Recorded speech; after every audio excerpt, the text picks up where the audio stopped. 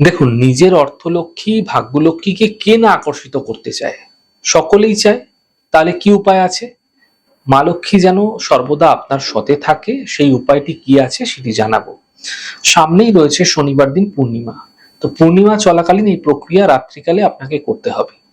দেখুন, সামান্য একটি বড় দেখে দারচিনি নিয়ে নেবেন এবং দারচিনি নিয়ে দারচিনিটির মধ্যে সামান্য 5টি হলুদের তিলক অনামিকা আঙ্গুল দ্বারা করে নেবেন এবং সেই দারচিনির মধ্যে আপনারা কি করবেন, 50 বা 100 টাকার নোট বা চলতি প্রচলিত যে কোনো একটি নোট আপনারা কি করবেন, ভালো করে রোল করে দারচিনির মধ্যে ঢুকিয়ে দেবেন, যেন বাইরে থেকে সহজে দেখা না যায় টাকার নোটটি।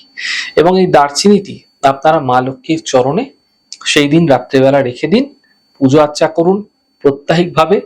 সামনে যে বৃহস্পতিবার পাবেন, এরপরেই যে বৃহস্পতিবার দিনটা থাকবে, সেই দিন আপনারা কি করবেন, আপনারা সেটাকে অর্থ রাখার স্থানে রেখে দেবেন।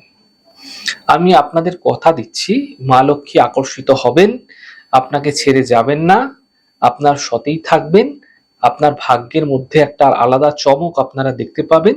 অর্থনৈতিক ক্ষেত্রেও শ্রীবৃদ্ধি আপনারা লক্ষ্য করতে পারবেন।